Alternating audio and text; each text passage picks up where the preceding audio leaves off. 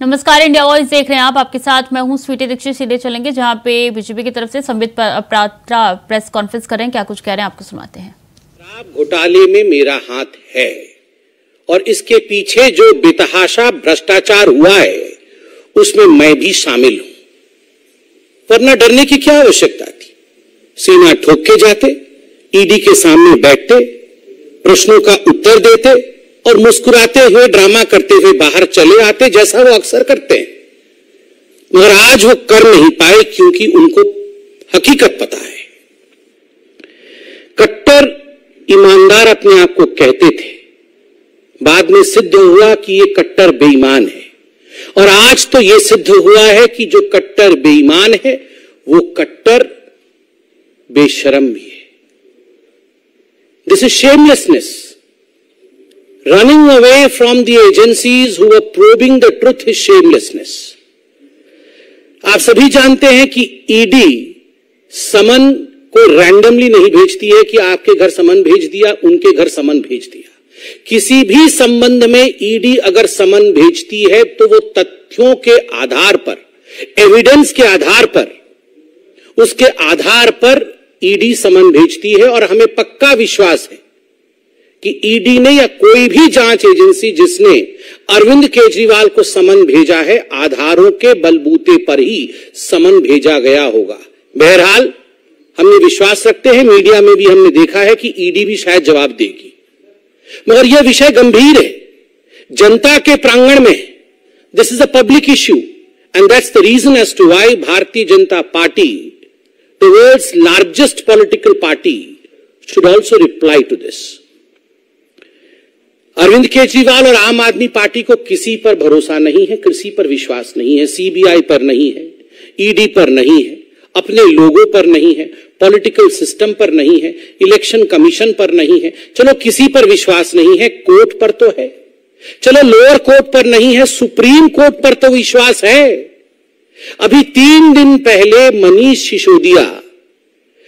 सिसोदिया के bell petition को reject करते हुए सुप्रीम कोर्ट ने जिस प्रकार की टिप्पणी का प्रयोग अरविंद केजरीवाल के मंत्री के खिलाफ, पूर्व मंत्री के खिलाफ किया है, एक तरह से सुप्रीम कोर्ट ने सिद्ध किया है कि लगभग 338 करोड़ रुपया का मनी ट्रेल तो स्थापित होता है।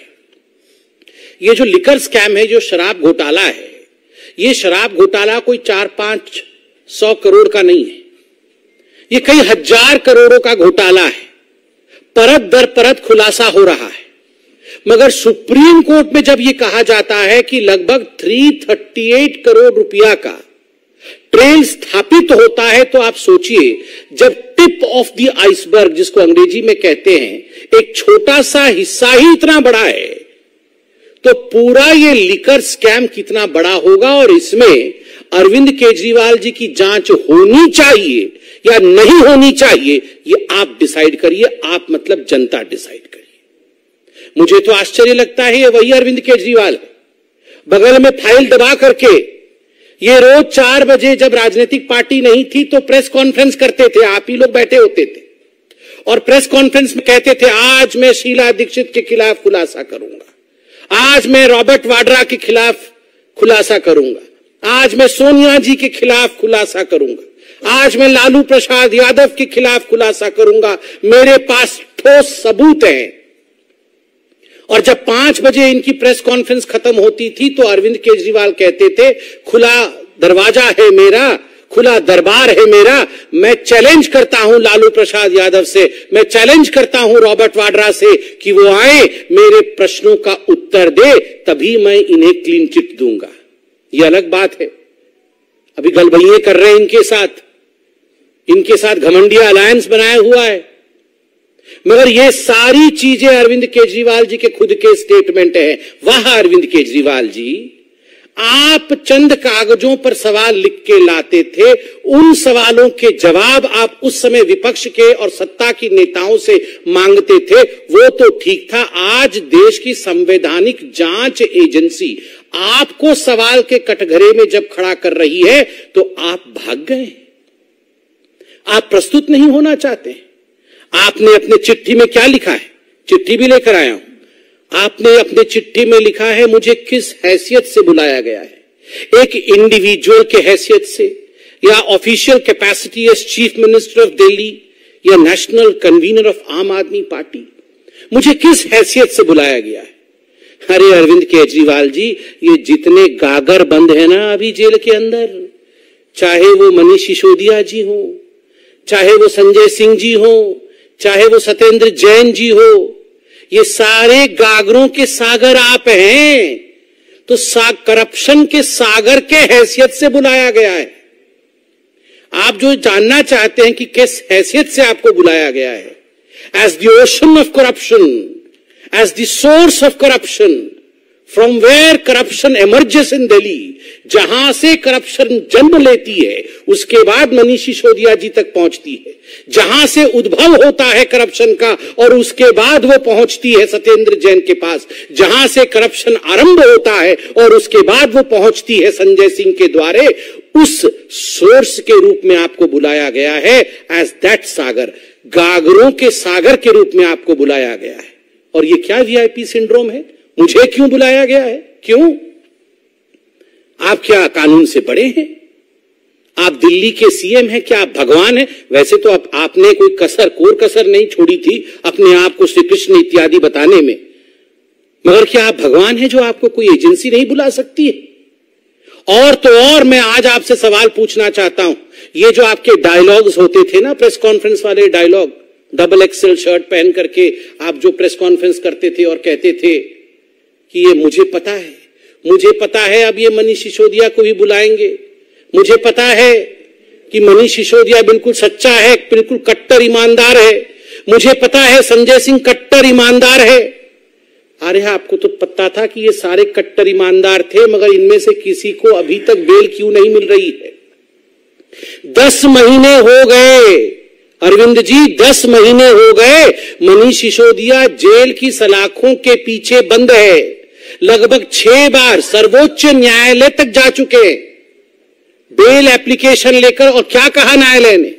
न्यायालय ने बड़े स्पष्ट रूप से कहा, one aspect regard to the transfer of money ₹338 crores is tentatively established. We have therefore dismissed the applications for bail.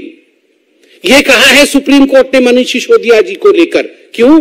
इतने कट्टर ईमानदार थे अरविंद केजरीवाल जी आपके अनुसार, तो बेल रिजेक्ट क्यों हुआ?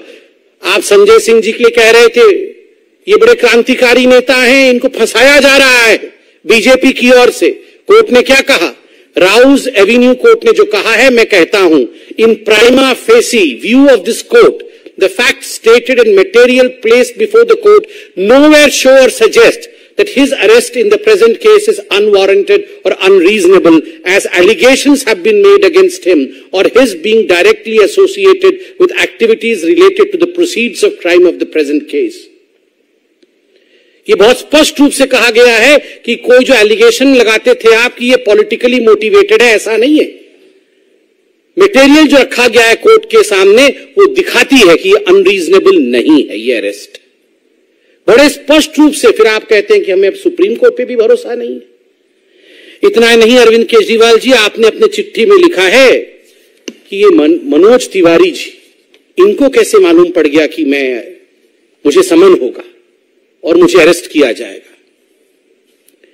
ये अरविंद जी, ये मनीष सिसोदिया जी को जब ईडी ने बुलाया था और जब संजय सिंह को ईडी ने बुलाया था, तो आप अपना भाषण खुद निकालिए। आपने खुद अपने भाषण में कहा था, मुझे मालूम है ये मनीष सिसोदिया जी को छोड़ने वाले नहीं है, मनीष सिसोदिया जी को ईडी बुलाने वाली है और उसके बाद उन्हें गिरफ्तार भी करने वाली है। ये एक बार नहीं, 10 बार आपने कहा था। 2 बार कहने के बाद जब ईडी ने समन नहीं किया, 2 बार कहने के बाद भी जब ईडी ने गिरफ्तार नहीं किया, तो आपने कहा लगता है डेट बदल गया है, मगर होने वाला है, होने वाला है। संजय सिंह के समय भी आपने कहा था, मुझे मालूम है ये संजय सिंह जी को भी छोड़ा नहीं जाएगा, संजय सिंह के घर भी ईडी जाएगी, छापा होगा, गिरफ्तारी होगी। क्यों? आपने ईडी को कहा था क्या कि संजय सिंह जी को और मनीष सिसोदिया जी की गिरफ्तारी हो? आपने जो लॉजिक दिया है कि मनोज तिवारी जी के कहने पर ईडी ने ऐसा काम किया है। ठीक उसी लॉजिक से अगर हम सवाल पूछ दें कि जब आप कह रहे थे कि मनीष सिसोदिया की गिरफ्तारी होगी, तो क्या आपने ईडी को कहा था जाओ जरा मनीष सिसोदिया को गिरफ्तार करो? वैसे हो भी सकता है। मैं कोर्ट का कुछ स्टेटमेंट लेके आया हूं, सुप्रीम कोर्ट का। परसों जब रिजेक्ट हुआ मनीष सिसोदिया जी का बेल, तो सुप्रीम कोर्ट ने एक बहुत महत्वपूर्ण बात कही। सुप्रीम कोर्ट ने कहा, we are dismissing the application for bail of Manish Sisodiya, but we have made one pointed observation, which is that they have assured, they matlab ED, that they have assured that the trial will be concluded within 6 to 8 months. So within 3 months, if the trial proceeds sloppily or slowly, he will be entitled to file an application for bail. Supreme Court ने कहा कि हमें ED ने कहा है कि 6 से 8 महीने के अंदर त्वरित गतिविधि करते हुए ये जो शराब घोटाले की जांच चल रही है उसे पूरा कर दिया जाएगा, और हमें भी विश्वास है पूरा कर दिया जाएगा। अगर धीरे धीरे इन्वेस्टिगेशन चले, ईडी अपनी पूछताछ में लचर रवैया अपना ले, ईडी अपने काम को धीरे धीरे या स्लोपीली करे, तो फिर आप कोर्ट में आकर एक केस करना। ईडी ने तो जल्दी जल्दी आपको जांच के लिए बुलाया। ईडी चाहती थी कि अरविंद केजरीवाल बतौर इस पूरे केस से जुड़े होने के नाते यथाशीघ्र पूछताछ में आए, तथ्यों को सामने रखे, ताकि 6 से 8 महीने के अंदर यह इन्वेस्टिगेशन कंप्लीट हो। मगर क्या कारण है कि अरविंद केजरीवाल कोऑपरेट नहीं कर रहे हैं, और क्या कारण है अरविंद केजरीवाल जी सुप्रीम कोर्ट के कहने के बावजूद यह केस जल्दी समाप्त हो उस पर ध्यान नहीं दे रहे? क्या मनीष सिसोदिया जी बेल में बाहर आए? क्या मनीष सिसोदिया जी अंदर ही रहे? क्या चाहते क्या है आखिर ये आम आदमी पार्टी के सुप्रीमो अरविंद केजरीवाल जी? मुझे तो आश्चर्य होता है, उन्होंने अपने पैराग्राफ में यह भी लिखा है चिट्ठी में कि दिवाली आ रही है इसलिए मुझे छूट दे दी जाए, क्योंकि मैं गवर्नेंस में भी हूं, मैं चीफ मिनिस्टर भी हूं, 2 हफ्ते के अंदर दिवाली आ रही है। वाह, आज दिवाली आ रही है तो ईडी आपसे पूछताछ ना करे, उसके बाद क्रिसमस होगी 25 तारीख को तो ईडी आपसे पूछताछ ना करे, फिर 31 तारीख को तो आपको न्यू ईयर मनाना ही होगा तो ईडी आपसे पूछताछ ना करे, फिर संक्रांति भी आ रही है 14 जनवरी को तो फिर ईडी आपसे पूछताछ ना करे।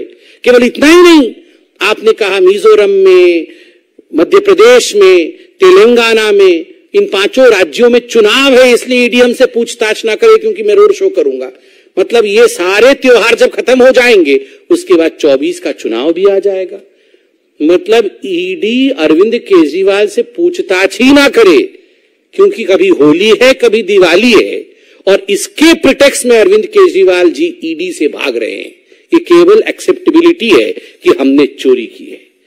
भारतीय जनता पार्टी ने डे 1 से 7 सवाल पूछे थे अरविंद केजरीवाल जी से, मनीष सिसोदिया जी से, संजय सिंह से। आज भी मैं जनता की ओर से ये 7 सवाल, ये दिल्ली की जनता नहीं, पूरे हिंदुस्तान की जनता की ओर से, भारत की जनता की ओर से ये 7 सवाल दोहरा रहा हूं। अरविंद केजरीवाल जी, आप जहां भी आज रोड शो कर रहे हैं वहां से प्रेस कॉन्फ्रेंस करके जवाब दे दीजिए ना। आप इस दूध का दूध और पानी का पानी कर दीजिए।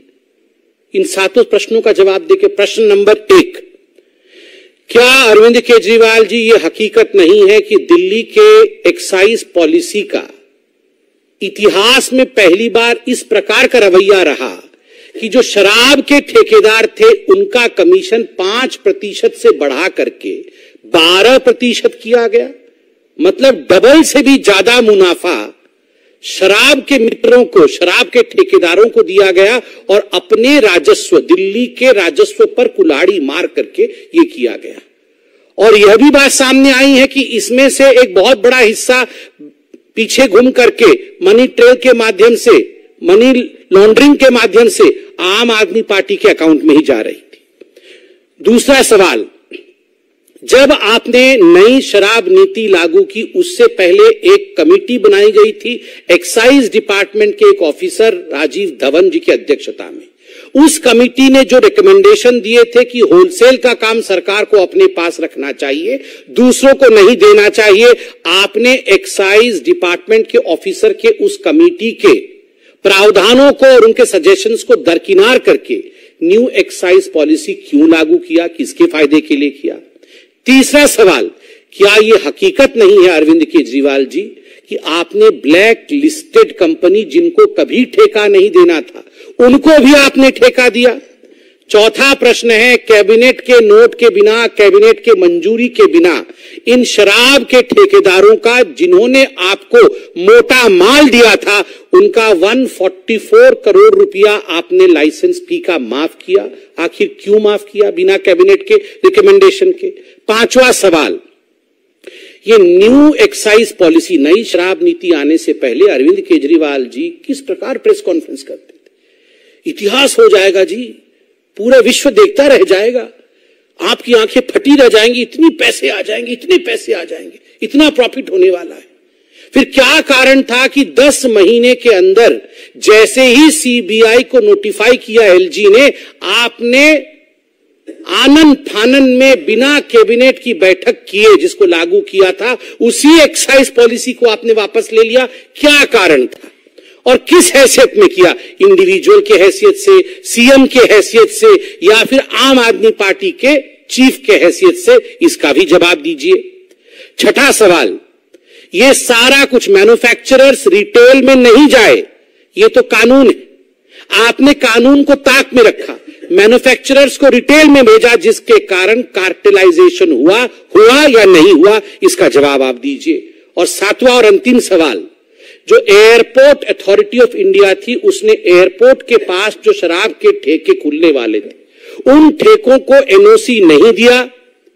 जो 30 करोड़ रुपए दिल्ली सरकार ने लाइसेंस के एवज उनसे लिया था उसको आपने वापस क्यों कर दिया जबकि वो पैसा जब्त होना था। ये 30 करोड़ रुपए आपने अपने मित्रों का वापस क्यों किया। इन सातों प्रश्न का जवाब अरविंद केजरीवाल जी, यहां पर करप्शन का कैंपेन करने के बाद आज आप रोड शो करने गए हैं, करप्शन शो करने के बाद रोड शो करने गए हैं।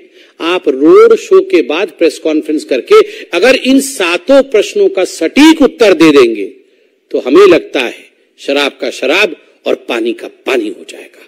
हम सब इंतजार करेंगे इन प्रश्नों के उत्तर का। अरविंद केजरीवाल जी, भागिए मत, छुपिए मत, डरिए मत। अगर आपने गलती नहीं की है तो आपका बाल भी बांका नहीं हो सकता है, और अगर हां आप किंग पिंग हैं तो कितना भी भागने की कोशिश करिए, कहीं भी आप रोड शो करिए, एक ना एक दिन करप्शन शो होके ही रहेगा। बहुत बहुत धन्यवाद मित्रों। रविकांत राय, टाइम्स नाउ भारत। तो संबित पात्रा को सुन रहे थे आप, केजरीवाल पर निशाना साध रहे थे और ऐसे में कई आरोप सीएम केजरीवाल पर उनके द्वारा लगाए गए हैं। कह रहे हैं कि आखिर आप सच्चे हैं तो क्यों भाग रहे हैं और क्यों डर रहे हैं। और ऐसे में बता दें कि संबित पात्रा ने जमकर निशाना साधा है।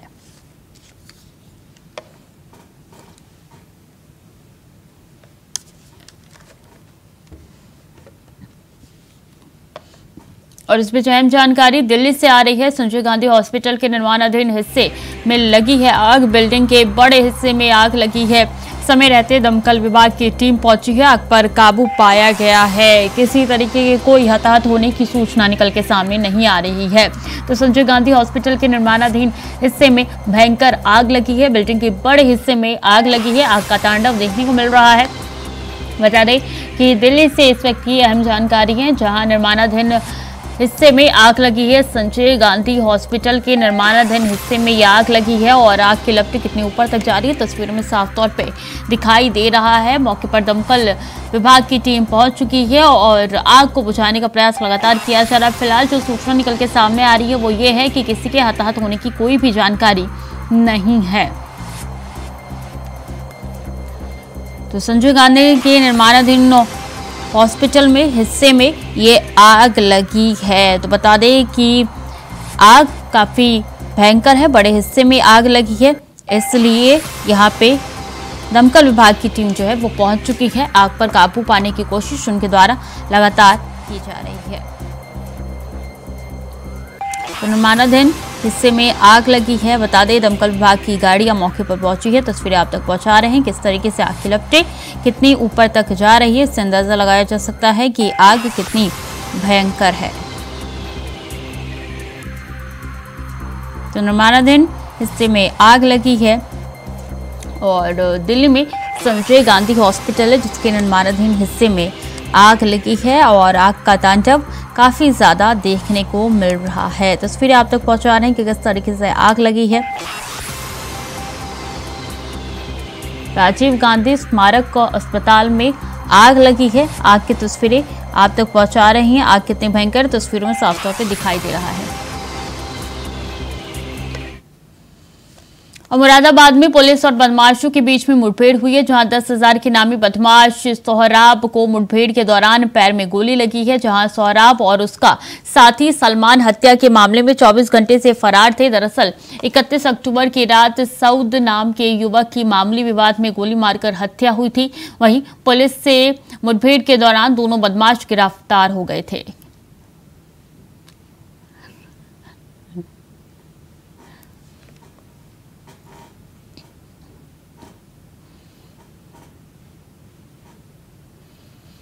जल जीवन मिशन का लाभ यूपी की जनता को मिल रहा है। हम आपको बदायूं लेकर चलते हैं, जहां की जनता इस योजना का लाभ पाकर गदगद है। रिपोर्ट देखिए। जिंदगी में खाने से ज्यादा पानी का महत्व है। वो कहते हैं ना, जल ही जीवन है। इंसान खाने के बगैर तो रह सकता है, लेकिन पानी के बगैर ज्यादा दिन जिंदा नहीं रह सकता।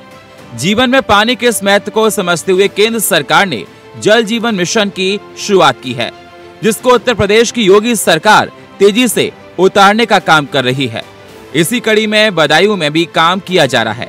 जिले के 1010 ग्राम पंचायतों में करीब 867 वाटर ओवर हेड टैंक बनाए जाने हैं, जिसमें से अभी तक 68 ग्राम पंचायतों में कार्य पूरा हो चुका है।